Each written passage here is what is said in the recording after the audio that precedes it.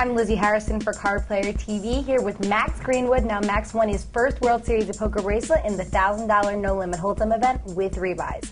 Congratulations. Thank you very much. So tell me a bit about the tournament. It had 879 players, a lot of rebuys. How many of them were yours? I was actually in for the minimum this time. Really? Well, the minimum including add-ons. Including the add-on, okay. So I double rebought to start and then double add-on, so I was in for 4,000. And yeah, I played the last one also, which I was in for 7. So okay. This one I just didn't really play any hands. I had a really tight table at the beginning. Really? Is that strange for rebuy tournaments? Yeah, I mean, I've played 4 of them now, and I've never had any of the crazy guys open shoving every hand or anything.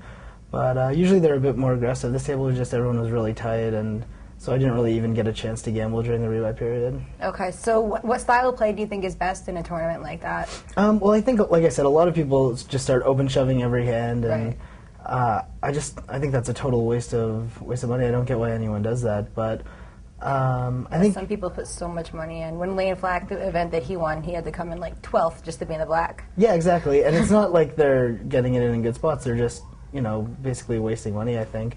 But, there's definitely some room to gamble. It's just, instead of going all in with 7-8 suited, see a flop, and then if you flop a draw, you can get it in. Right. Like, you have, decent equity usually, and, there's just ways to gamble during the rebuy period that aren't crazy and that I think are a lot better. That makes so sense. That's usually how I try to play them, but like I said, I didn't really get any chances to do anything during the rebuy period this time. The luck of the draw on that one. Yeah, exactly. So how'd you start building up your stack? At what point?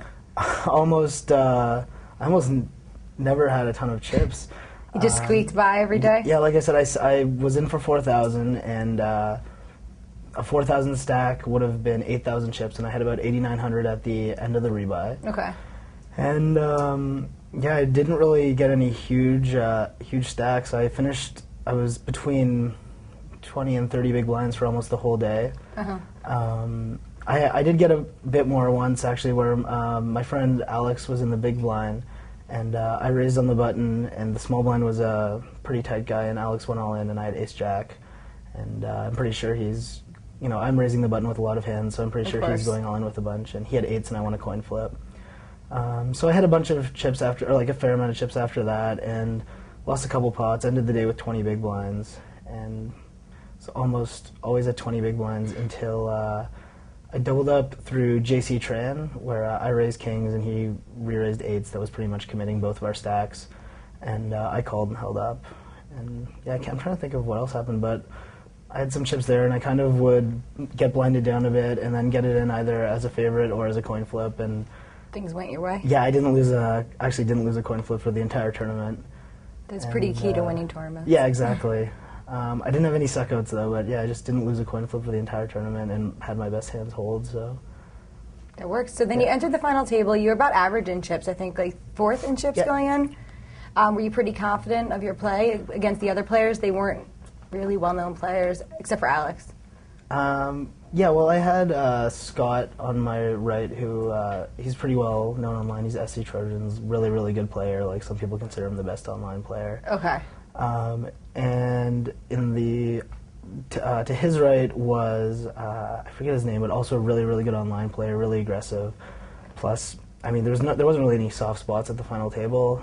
There was 2 guys, the 2 Danes, who I ended up getting 3-handed with, who were really aggressive and both played really well. And yeah, I mean, there wasn't that many, I guess, known pros, but yeah, I mean, how the series has been going going so far at this point, right, it's like exactly. Every name is a TV pro, but I guess you do have to consider that a lot of the online players, you know their online name, or I know their online name, but I don't know their real name. So to me, I'm like, oh, who's this guy?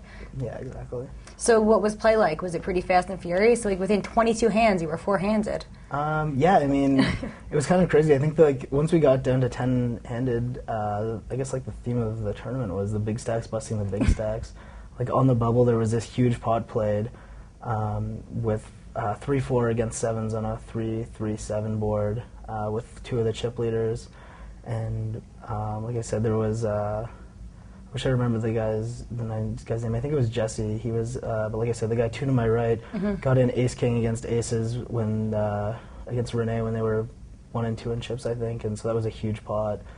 Nobody was afraid to clash. Yeah, exactly. I mean, there were kind of cooler spots where it just happened to be that the 2 guys with tons of chips got it in, and yeah, I guess I just kind of was, not intentionally, but I just didn't really pick up any spots to double up, and I just kind of maintained the whole stack for almost the whole final table until I ran super hot when it got down to four-handed. Well, you got all your chips in with pocket fives, which were good, and then you were out-flopped by, your opponent had ace-jack, I think? Yeah. So he flopped an ace, and then you ended up getting the 5 on the river, you got there. But what was the pre-flop action on that hand? Was it all in pre-flop? Yep, it was a raise from the button, and I had about 22 big blinds, I think, and I went all in the small blind.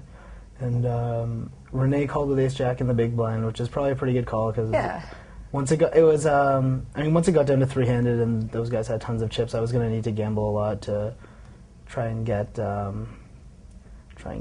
stack and make a serious run. Momentum on your side. Right. So I mean, I'm going in with a bunch of hands there, and then the button ended up folding, and he had what he said was ace-6 of spades, which would have ended up making a flush against me. So I got super lucky there. Well, what was going through your mind on that flop? Were you just sick? Not really. I mean, you did what you could. Is that what you were thinking? I was whenever someone was all in, I was kind of cheering for them to bust so I could move up.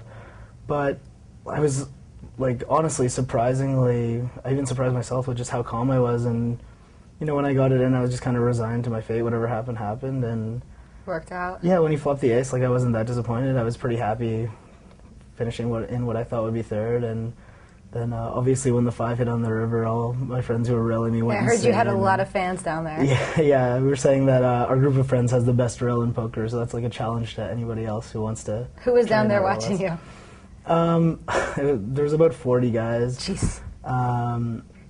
The 10 guys who live in my house this year, who are their online names are GP, Pastor Bader, A. Jones, Apathy, who's one of my really good friends from high school, and then Snoop Todd, who's also one of my really good friends from high school, Jimmy, who's Jimmy23 online, Twee, who final tabled the $3,000 tournament and came 7th, I think. And I'm hoping not missing anyone. And then all the guys I lived with last year, who it was kind of crazy. It was the high-stakes superstars of poker, and then me. It was Peter, who's Apathy again, and Todd as well. And then, Travis, this year also living with Travis DeFund and Mario, who's Ponosaurus. Okay. And so last year it was those 4 guys, myself, and then Durr, J-Man, Alan Sass, who's probably the best tournament player in the world, a lot of people would say.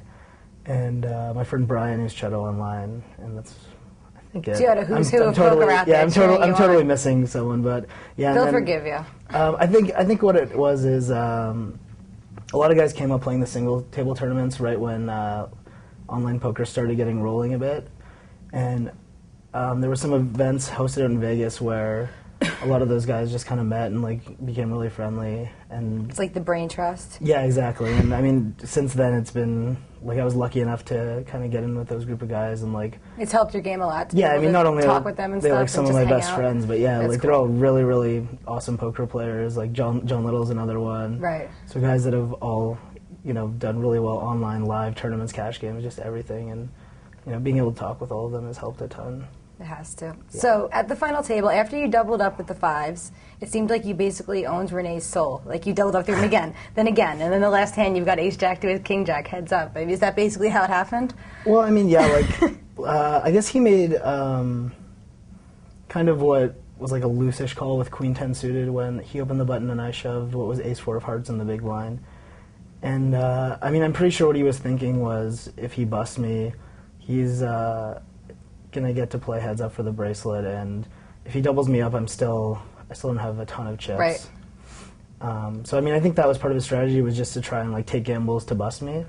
But on the other, it ended up not working. I mean, if a queen comes when I have ace 4 and he wins, then no one ever talks about it again. But instead, I ended up just getting a bunch of chips, and I think that I was really patient all day. But when I got chips, I was able to kind of have a bit more playability and use your edge. Yeah. And I mean, like I said, Renee played really well. I coolered him in a few spots, and I made what I thought were a couple of really, really good plays against him. I made a few big calls and one big semi-bluff where he said he folded jacks, and I believe him. And it's honestly not that bad a fold against me, but at the time my hands are basically non-one pair hands that beat him and huge draws. So it's a really tough spot for him. I ended up having a pair in the nut flush draw, and it was, I still could have won the tournament there if he called, but ended up folding. And I think that he just lost all the momentum because I'd won a couple of big pots in a row.